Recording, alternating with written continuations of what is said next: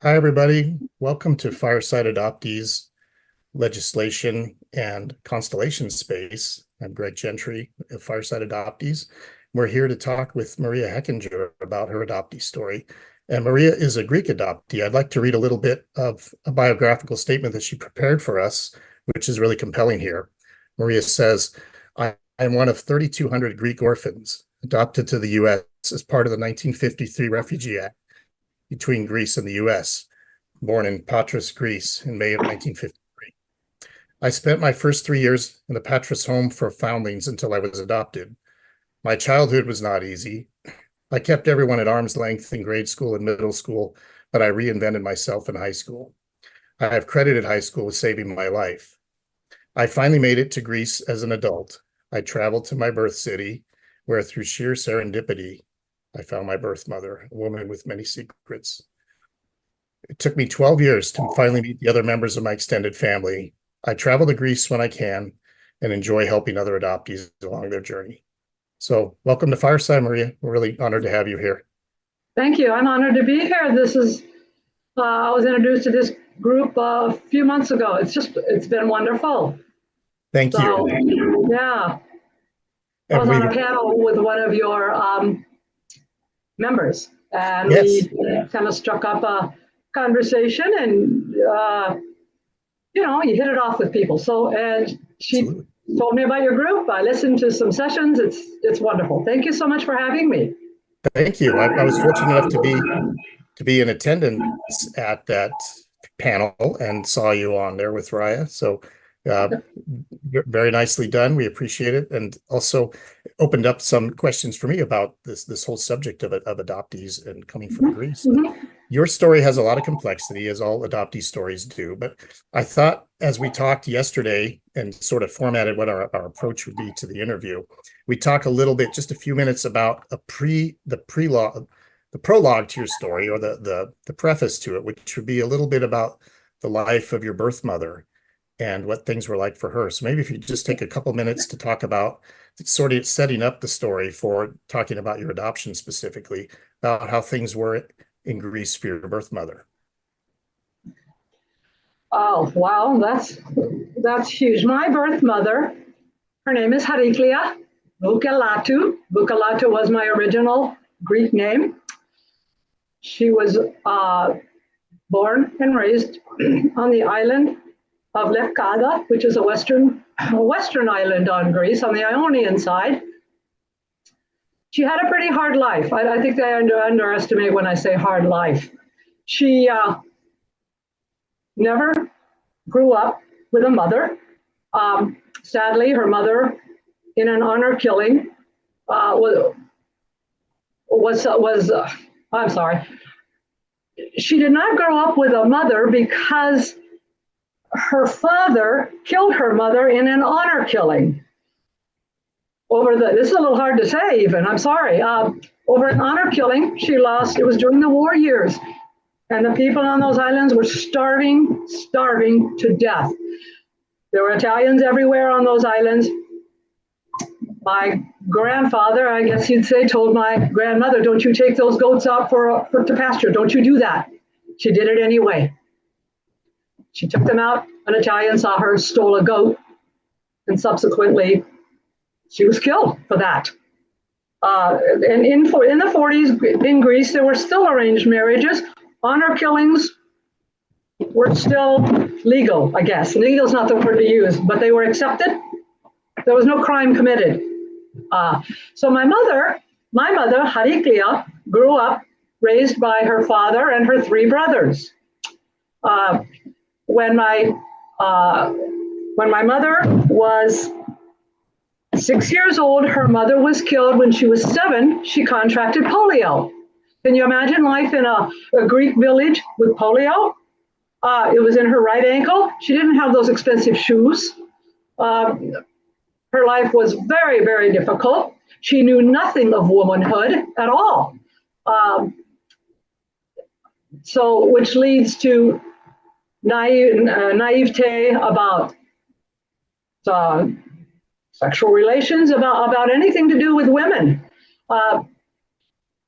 Well, she was at home doing the cooking one day, and one of the members of the village turned out to be her father's best friend and business partner, who should have been in the olive fields, came up and told her he was going to do her a favor because no one would ever want her. So you can imagine what happened next on the floor of her home. Yes. She did not even know what it was, really. She did not even know. She knew nothing about this. After a few months, she thought she had a stomach tumor. And she's wearing more clothes. She doesn't understand it. But the villagers are suspicious. They are suspicious. As it turns out, she was 7 months pregnant. She could hide it no longer. She told her father about that. I should add that she did go back to my biological father in the village and ask him to help her. He said, I owe you nothing. You're a cripple. Nobody wants you. That night, he fled to Athens, took some food from the house. He had a wife and 5 children. And he fled to Athens because he knew what was going to await him the next day. So the next day, guns were drawn. Nothing was done. He was gone. And that's where he fled to. So then she did have to tell her father, she finally did tell her father after being, rebuffed by her,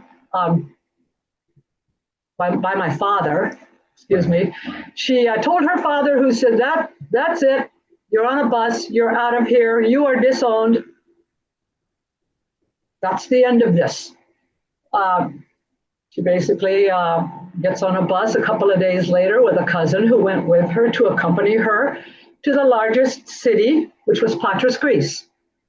It was a long bus ride, and she ended up there at the door of a relative who was appalled to even have her show up in that condition. She said, I'm doing you a favor by taking you in. These people are going to shun me. So, but she did. She went to a doctor. Amazing part of the story here, make it real quick. She examines her, you're 7 months pregnant. I don't want to be pregnant. But I noticed, this was kind of medical and sensitive, but her hymen was not completely torn. And she proposed this, her name's Electra. You gotta love the name, gotta love that name. Says to her, I will take your baby, you have to deliver the baby, I will take it, put it up for adoption. We can stitch up your hymen and you can go back home. What she did though was call my mother's father in the village of Nicoli on the island of Lefkada. And he said, she has shamed and ruined 2 families. No, she can never come home. Wow. So she did not have any operation. She took the baby to, help, took me to term, 7 months pregnant on the streets of Patras, begging for food in alleys, sitting on her suitcase for money, malnutrition. She was in the hospital twice. Finally, she does give birth to me. Wow. Keeps me for 10 days, and then her friend writes a note and asks the orphanage to take care of me, and her friend took her to, my mother is illiterate, she cannot read or write, and her dear friend, who would later become my godmother for all of 10 days, took me and the note to the orphanage. And that's kind of my story there, where I lived for 3 years. What was happening? Oh, go ahead. I'm sorry. Oh, yeah. I was going to ask if you could talk a little bit about what had happened in the post-war years that led up to, I think you're getting to this right now. Yeah, Greece suffered terribly during the war. It was invaded by 3 armies, the Bulgarians, the Italians, and the Germans. It was a terrible time for them. After World War II, while Europe's getting back on its feet, Greece engaged in a 4-year civil war, Greeks killing Greeks, and they lost more Greeks in that civil war than they did in World War II. Greece was then an orphan nation. 1 in 8 kids were on the streets, or well, they were orphans. I feel personally I was a little bit lucky. At least I was in an orphanage. So what happened? Greece was in such dire straits that the world saw this. It became public knowledge, and the world stepped up to help.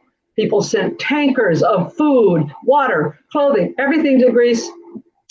to try to help them. What Mr. Eisenhower, our president, did, excuse me, he saw this, and he contacted Greece and said, we're not going to provide all of that. What we are going to do, we will empty every orphanage you have in your country. That's what the United States will do. We have people here, so many couples that would love to have kids.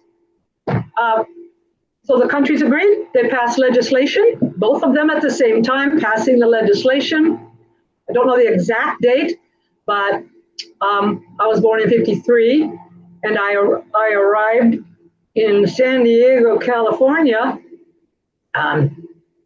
in July of 1956.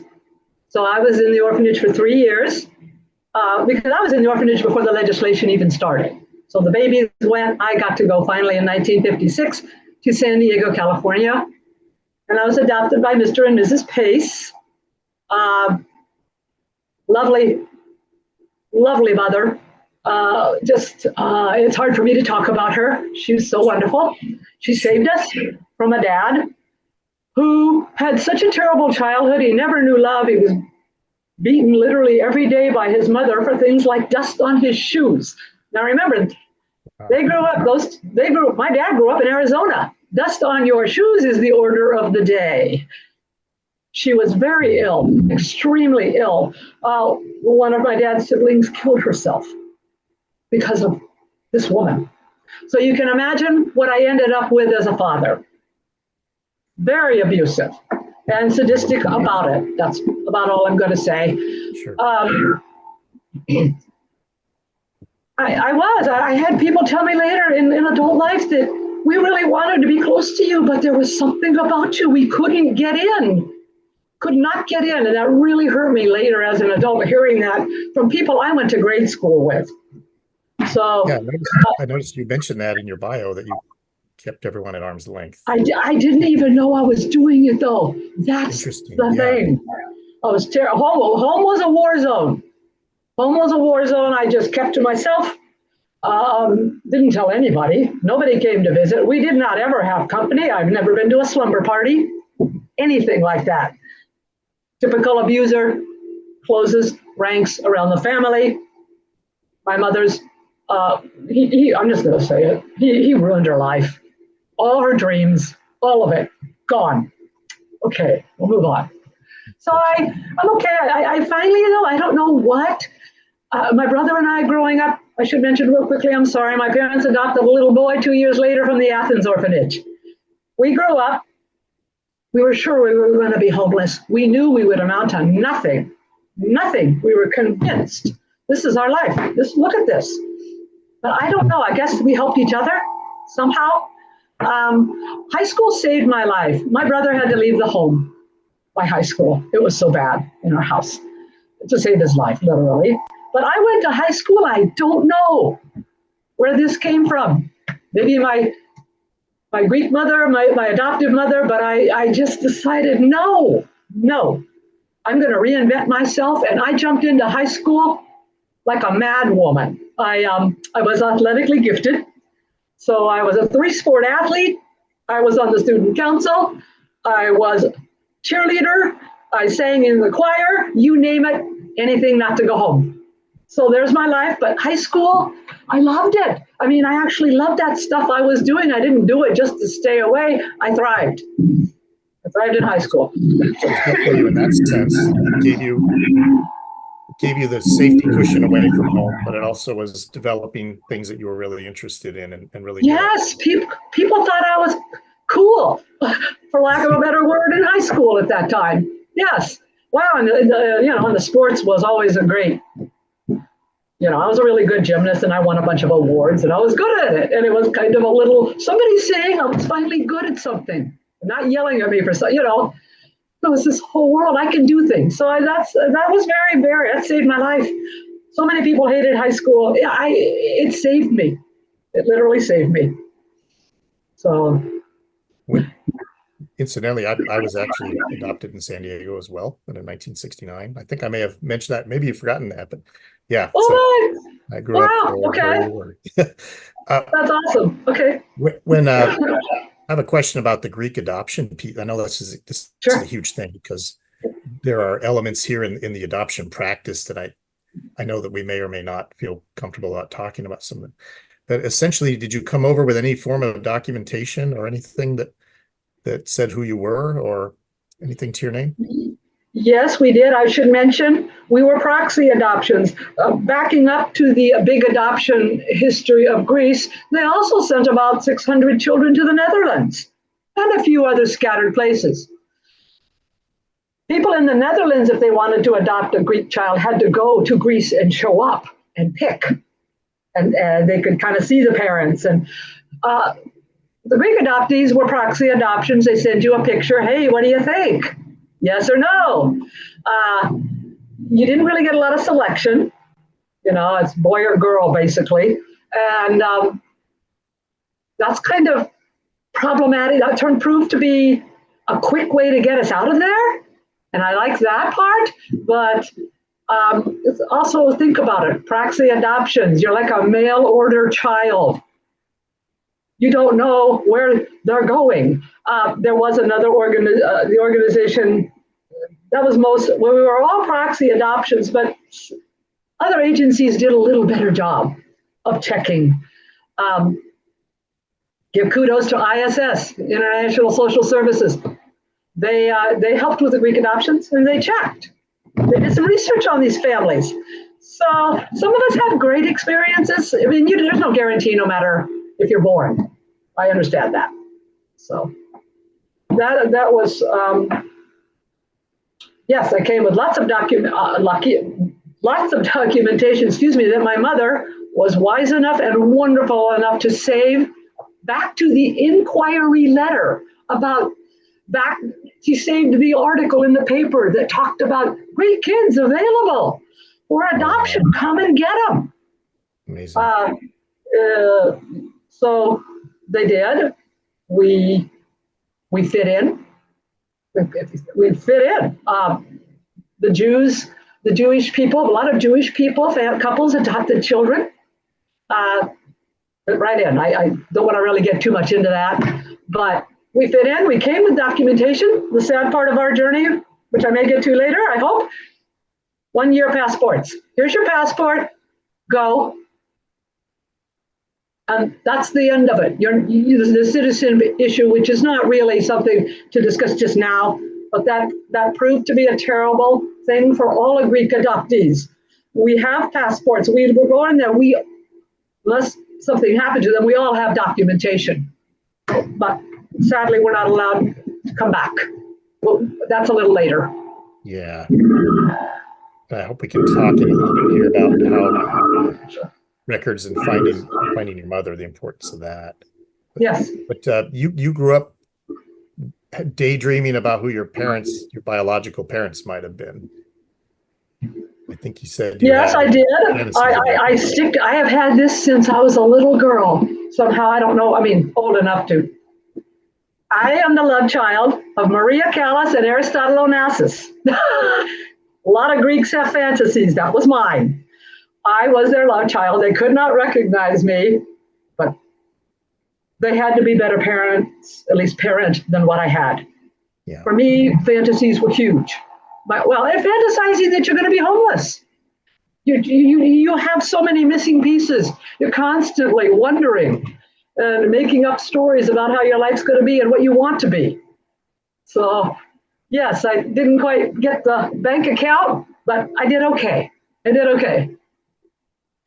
That leads me to something you just hinted at when you said homelessness. But you said that when we talked privately, that fear was a big impetus for you and basically everything, right? Yes, I spoke at one of your panels, Greg, and I offered up, and people shared, what their motivations were, and mine was one word: fear. Fear drove everything for me as a kid. Fear of being found out, but what was going on in my home. The neighbors knew, but back then you didn't say anything. Fear of being homeless. Fear of not fitting in, not being loved. My whole life was driven, and I don't know what clicked in me to help me. My brother, it clicked too.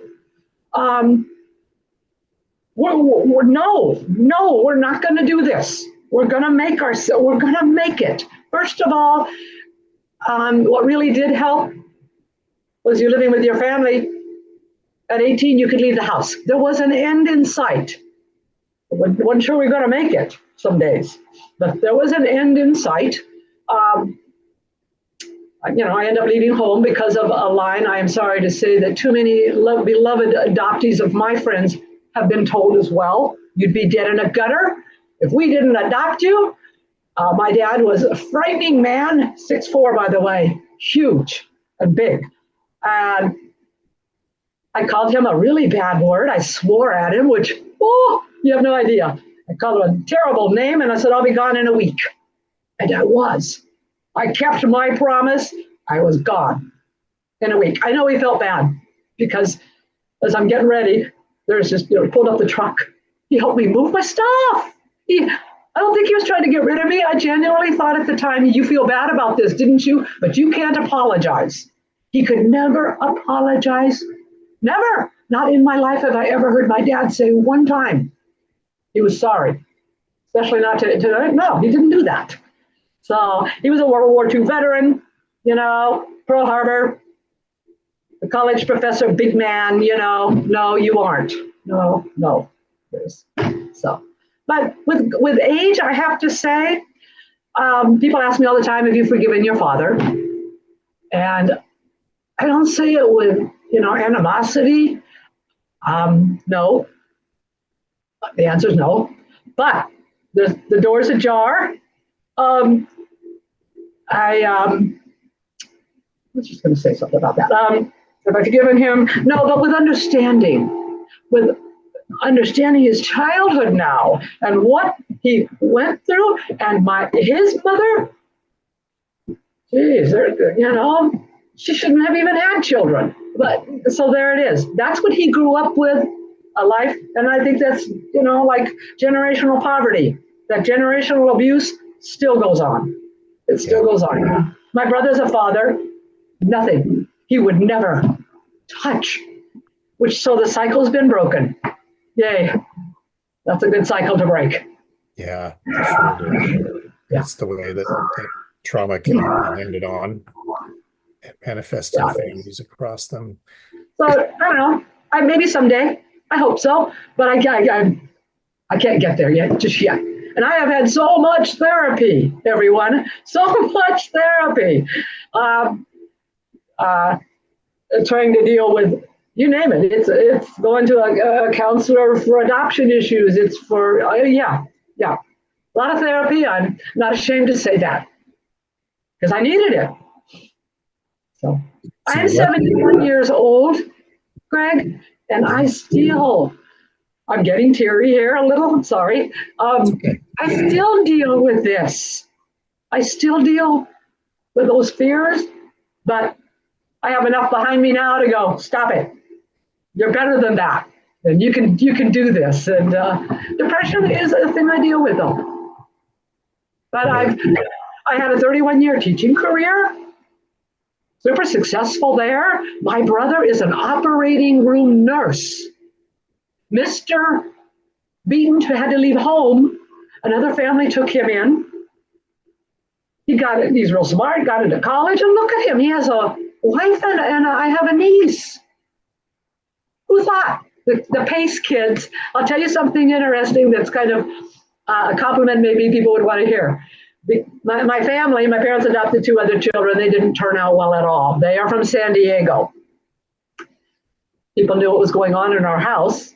And then they saw my brother and I, we're like the perfect kids because we're terrified all the time. And somebody walked up to us. I looked at our family and said, wow, you and your brother should be the poster children for international adoptions.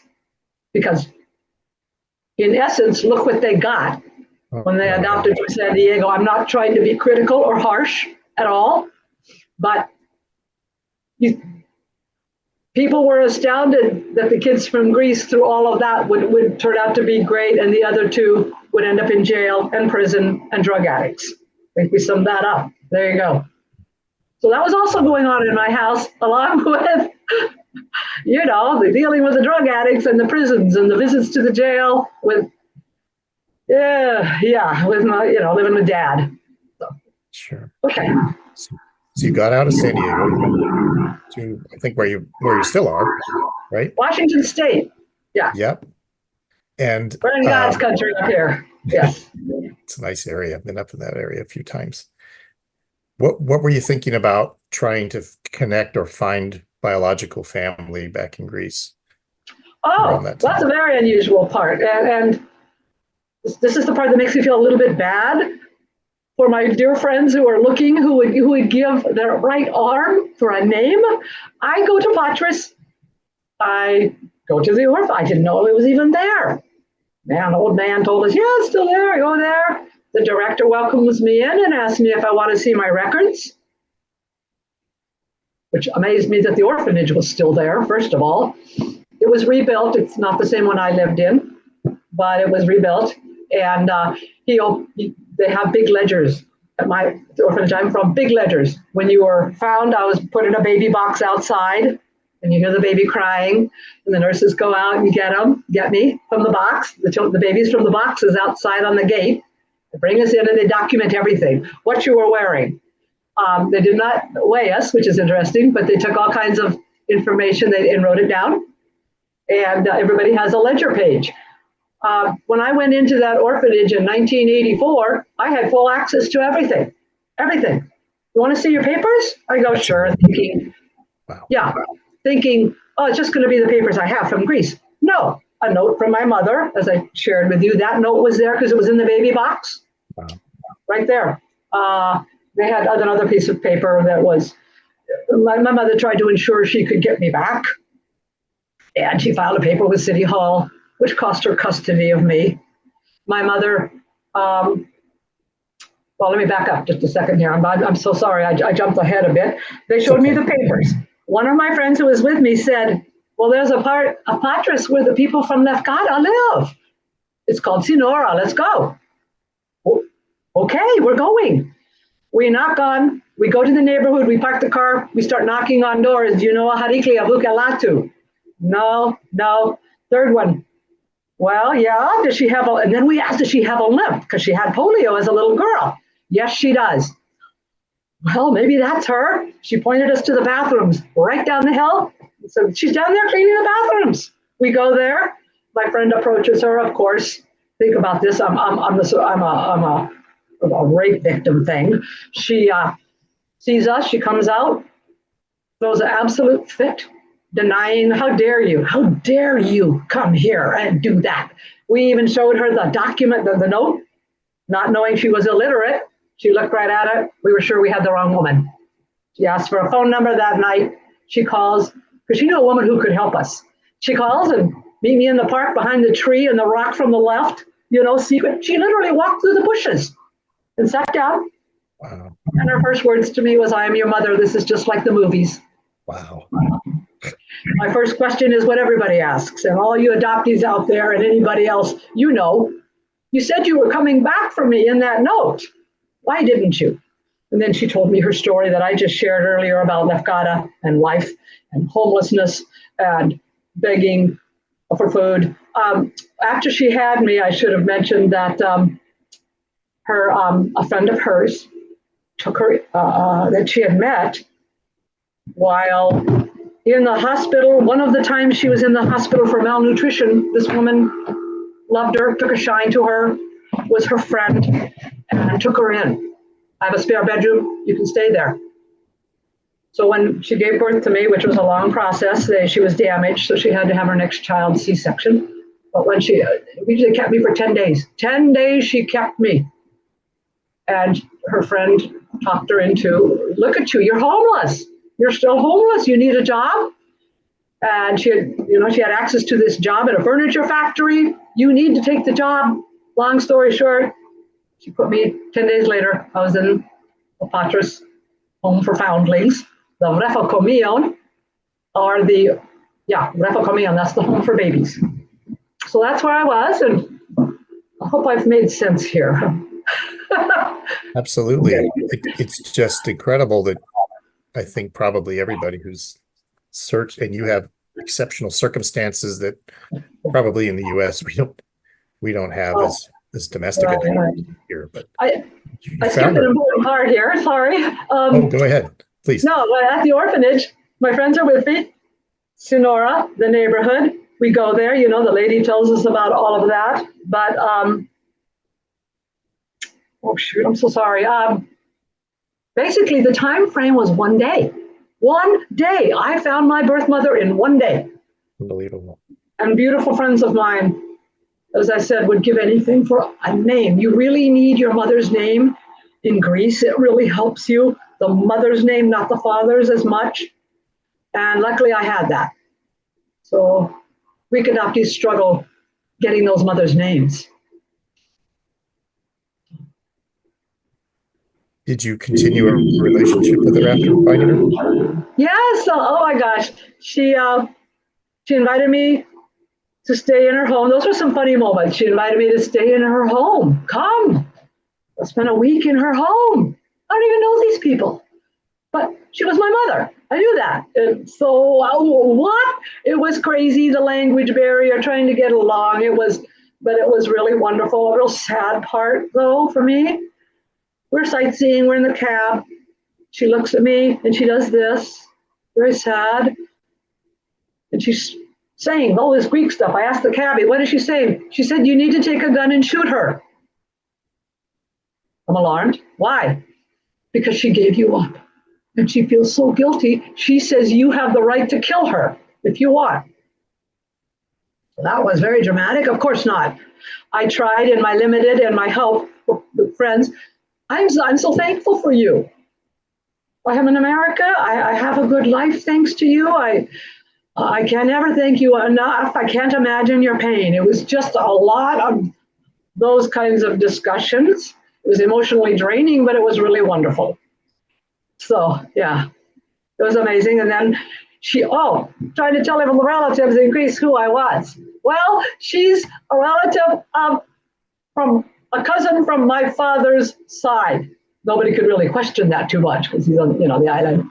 Oh. And somebody looks at us though and says, my mother was, Hadiklia was terrified. People would find out. Somebody goes, finally, you two look a little alike. My mother panics. I see it. I literally said, you know what? It's time for ice cream. Let's go. I'm buying anything to stop it. I went back to the States after that, and she still hadn't told.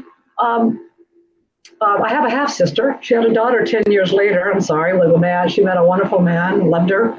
Had a daughter 10 years later. I have a half sister. She let's see here. She did not tell her daughter who I was while I was there. 3 weeks after I returned to the United States, she told her the truth.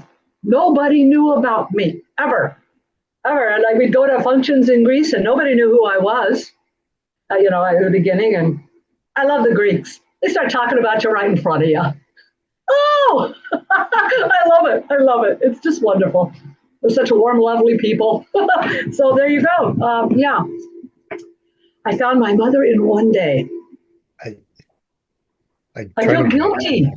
I almost feel guilty about it, Greg. Yeah. But it was my journey, and that's my story, and that's my journey, and that's how it went. So, what made you decide to write about it? Because I know you have a wonderful book you sent me so kindly. Yeah. The book. What I did when I was going to Greece, I realized something. Oh gosh, thank you. Beyond the third door. What a plug. Thank you. So anyway, it was part of my therapy. When I went to Greece and all this is happening, you need to know I was writing as fast and furiously every day. At the end of the day, write down what happened. I even wrote what people said. So, all these trips, every time I'd go back to Greece, 20 more questions. I knew nothing about my genetics. I was finally, about 10 years went by and I felt I was pretty comfortable. And we compared body parts.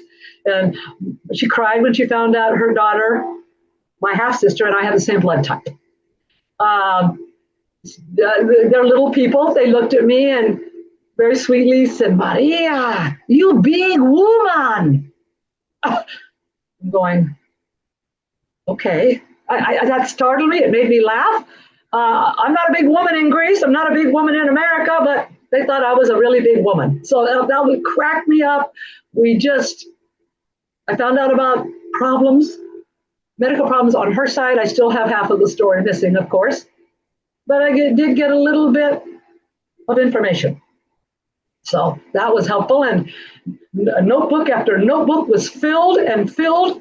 And I came right home and wrote a 25-page outline. Not sure what I was going to do with it. I'm not a writer.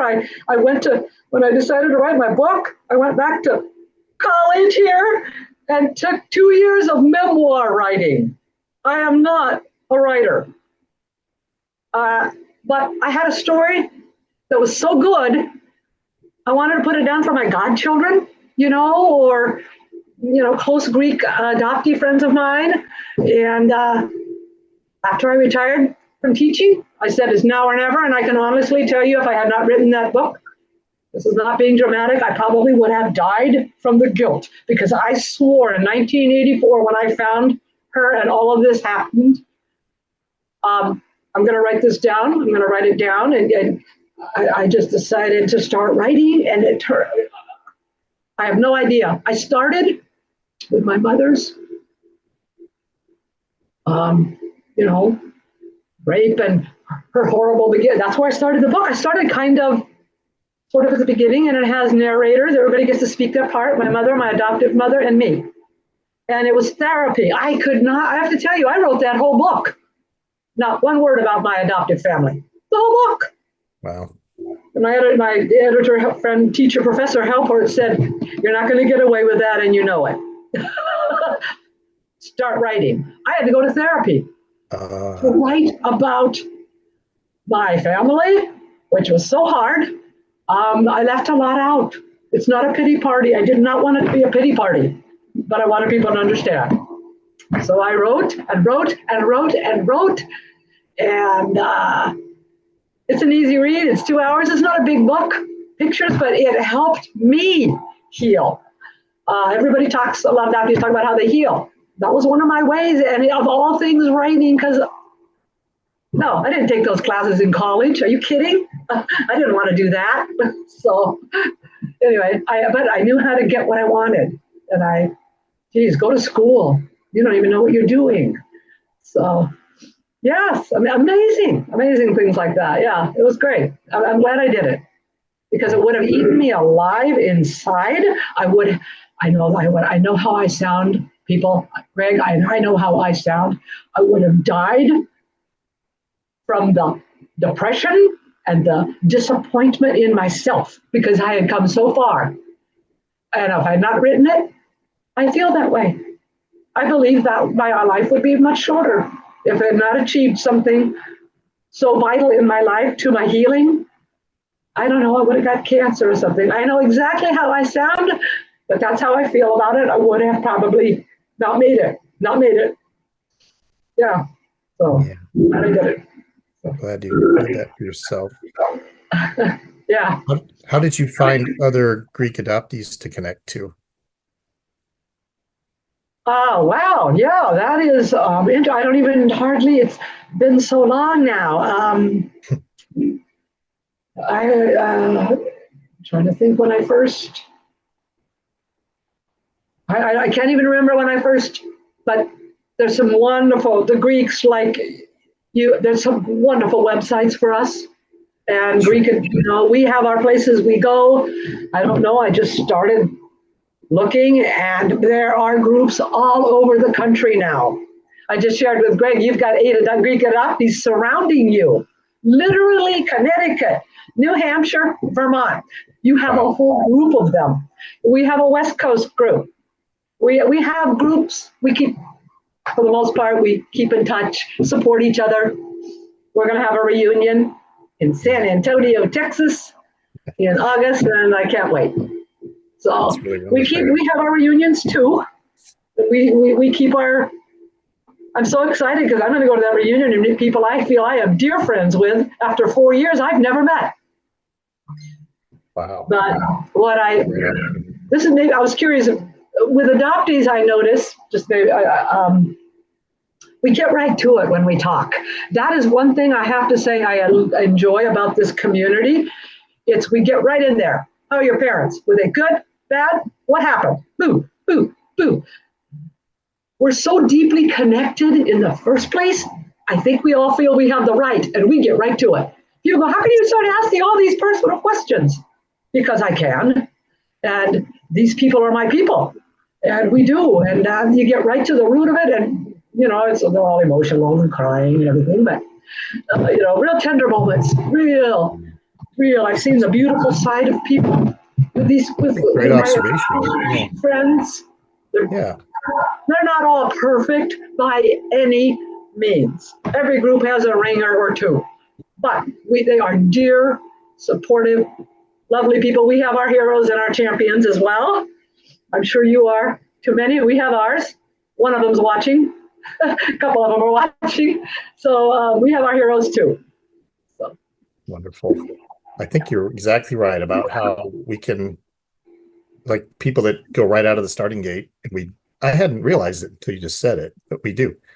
We fall into group, congregate into groups, and we're just instantly able to connect and talk. Yes. We understand the experience so well. Yeah. The most personal, private things. And is where I would normally hesitate. You'd hesitate to say, well, how was your dad? He was terrible. Who answers questions like that? We do. We do. Very true.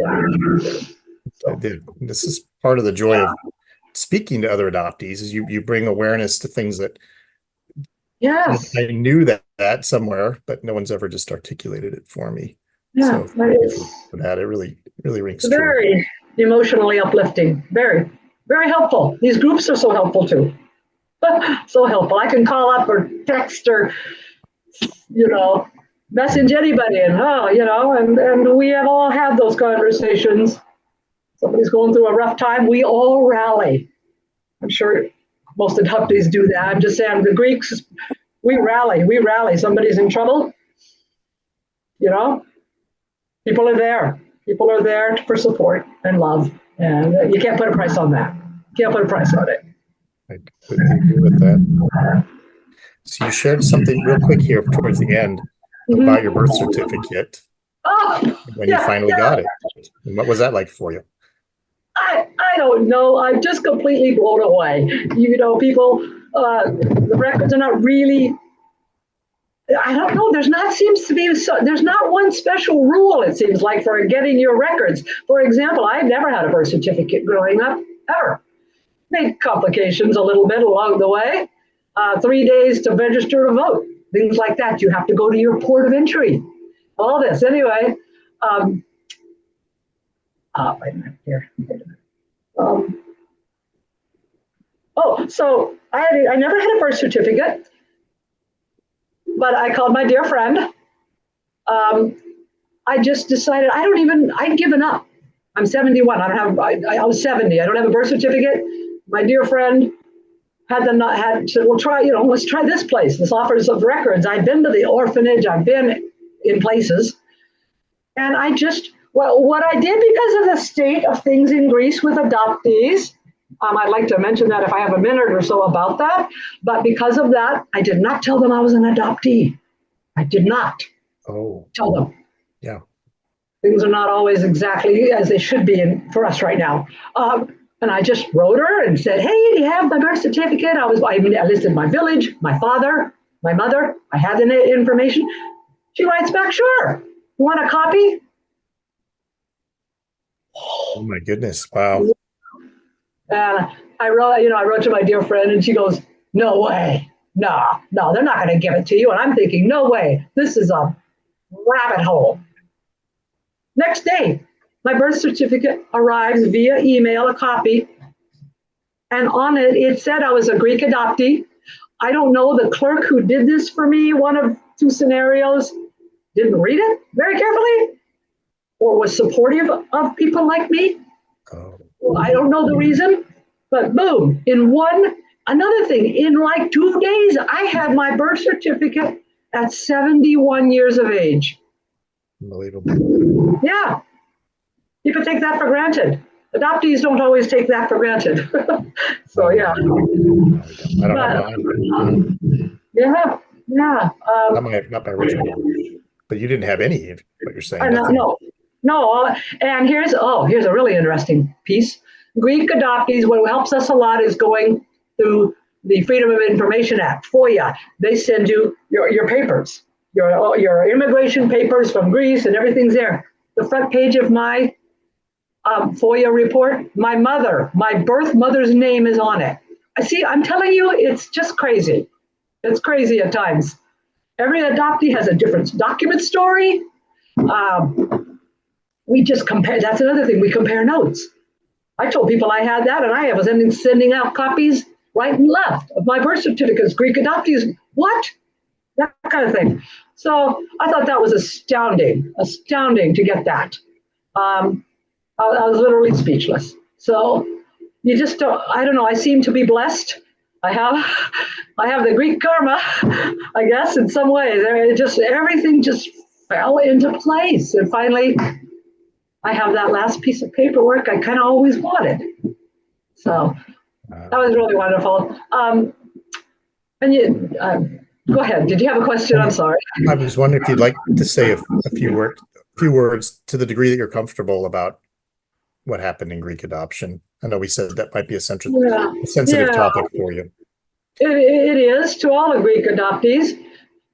As I said, there's 3,200 of us. Those passports they gave us were one way. And Greek adoptees want to apply for dual citizenship. We are told no. Those were 1-year passports, good for 1 year only. They are fearful of us, and this is really alarming to me because I don't understand all of that. I mean, I'm talking the sensibilities behind it. I heard a wonderful gentleman speak about maybe they're afraid of reparations being asked. Don't think they want us to vote because we're not Greek citizens. We're going to want their land, make claims. Absolutely, they will not let us become members. There was one test case, and she got it. A lot of publicity, a lot of lawyers involved. It didn't look good, so, and rightfully so, she should have it. She has her sister, her whole family is there. My other friend is watching here. Yeah, absolutely. But they will not, no matter how many people have tried, very few, if any, have they don't want us back. That's the bottom line. That's how we feel. Australia welcomed them. All their adopted children that were sent away. Scotland did that a couple of months ago. They welcomed them all back. In Guatemala, if you're just even born in Guatemala and leave when you're 2 days old, you're always a Guatemalan citizen. The Greeks have been very slow to come around to this. It's very painful. We have a petition, 75,000+ signatures. It's a moving thing. It's a movement among us. It's called Nostos. And that is what Greeks are fighting for now. As I said, some are just looking for a name. And then you have Greeks just want to be recognized by our home country. It's very hurtful that they would do this. It's hurtful to every one of us. I've not pursued my Greek citizen, partly because I see what's happening. But I support all of them, and I support this movement. It's so painful to feel your country doesn't want you back. I can't even put that into words, how much that hurts. But we're still moving ahead. There's hope. We have wonderful people working tirelessly. And you'll see some of that on those Greek websites, working tirelessly to move this forward to another wonderful man. I don't know if he's watching, but is doing all the genealogy for the Greeks. He makes it available to people. So people are working for us and because of us. So that's good. It's still painful in a number of ways, though. The whole thing, very hurtful. And thank you for that. I wondered if you wanted to end, if you're comfortable with talking about leading your birth mother home to her village. I'm sorry. Can you say that? What did you mean? I'm sorry. To her village. The book. Oh, Yes. yes, I am unique in one way. I am a Greek adoptee who I was lucky enough to spend 34 years, total of 44 with my mother, 34 years with all of my Greek family. It took me 10 years to find the Greeks on Lefkada. My mother would not tell me where she lived. All I got out of her for the name of the village was it begins with an N. My girlfriend and I go to Lefkada one summer, and we played detective. Literally the fork in the road. We went to every single place that began with an N. Found I have 3 uncles. I have 8 cousins. My mother knows, of course, her brothers, but my mother has never met any of those relatives because she hasn't seen them for 34 years. We went back to the island. I met them, and I had all of them for a good 10, all of them alive for quite a long time. It was really wonderful. They couldn't believe me. They couldn't believe when I showed up in that village. It was a miraculous thing. Again, are we running? Oh, we're almost out of time. I don't want to take any more time. But literally, my nephew was sitting on the side of the road when we walked up and said, "Are you a do you know the name Bukalatu?" "Yes, I'm Bukalatu." As it ended, he said, "I heard about your mother, and I didn't think much of her." He goes, "But we were going to leave. Just call it that." He said, "No, you're going to meet your uncles. This is going to stop now. I was raised to think badly of your mother. Now I know what happened. He took us down there. Those men, when they saw me, my mother's brothers, one just left immediately and cried for 45 minutes. They thought I was dead. So here I am. I didn't know how they were going to, but apparently I have her eyes. So everybody goes, "You have her eyes. Yes, you are Hariklia's daughter." So and they accepted me like I hadn't missed a beat. The whole family accepted me. When they find out who I am, I'm invited to dinner. Oh, hugs, tears. Yeah. Oh, it's over the top. It was just wonderful. So it took me 10 years to find them. And I find them one day playing detective on an island. You don't think I'm blessed? I am so blessed. So blessed. Somebody's helping me out. Yeah. So that was the rest of the family. So everybody knows about me. Everybody's been ecstatic about it. I'm welcomed everywhere. I'm like a member of the family. They love me. I love them. So, yeah. Well, Maria, the hour passed very quickly. Yeah, it's okay. I want to thank you for being very candid and open with your story. And it takes a lot of boldness to speak about things that are going on in governments and other countries and situations that are not always what they should be for people who are affected by them. So thank you again. I'm really glad that the representation here from your community was here to support you and to come out to hear your story and to get another record of it out there that'll be saved here and put up on YouTube for people to listen who didn't have a chance. But how do you feel having shared your story on Fireside? Well, I was just going to thank you from the bottom of my heart for giving me the chance to explain a whole group that people don't even know about. You're so kind to give me this little platform and let me kind of go with it. And I can't thank you. It's just been wonderful. I feel really great. Good. I love hearing that. I can see that it's had an impact on you. Oh, and yeah. I see people commending you in the chat and saying great things and giving you applause. And I'm sure it's a very overwhelming experience, right? Yeah. Feels It that way doesn't for me. matter how old the story is and how many times I've told it. I cannot get through it, really, with not an unemotional. It always brings me to tears every time. Sure. Okay. We're honored that you've elected to share it here with us. Thank you so much. And for everybody who's been in the gallery here in attendance and who will watch this on YouTube, thank you for your support of Maria and Greek adoptees and the stories of all adoptees that are sacred and individual and so worth telling and listening to. So we're going to end the recorded section. Please stay on and we will go with a few minutes of Q&A here. So thanks everybody, and we hope to see you soon.